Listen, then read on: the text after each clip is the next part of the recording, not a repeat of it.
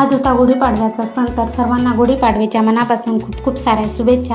तर इथे आज माझी सकाळचीच कामाची धावपळ चालू होती. तर आंघोळ वगैरे झाली. इथे भांडे पितळाचे घासून घेतले, त्यानंतर रांगोळी काढून घेतली दारामध्ये आणि आहोंनी पण थोडी मदत केली, मला फुलांचा हार बनवून दिला. त्यानंतर इथे बाहेर गॅलरीमध्ये आपल्याला इथे गुढी उभी करायची होती, तिथे मी रांगोळी काढून घेतली. त्यानंतर आज होता श्रीखंड पुरीचा बेत, तो पण स्वयंपाक बनवून घेतला. त्यानंतर माझं आवरलं आणि इथे मी गुढीच्या तयारीसाठी इथे साडीच्या मिऱ्या वगैरे घालून घेते. त्यानंतर इथे वेळूच्या काठीला हळदी आणि कुंकवाचे 5 असे बोटे ओढून घेतले आणि पुढच्या तयारीला सुरुवात केली. तर फायनली आपल्या गुढीसाठी इथे आहोंनी सर्व प्रकारचे जे साहित्य लागते त्या गुढीवरती बांधून घेतलं आणि आता फायनली आपल्याला गुढी बाहेर उभी करायची होती.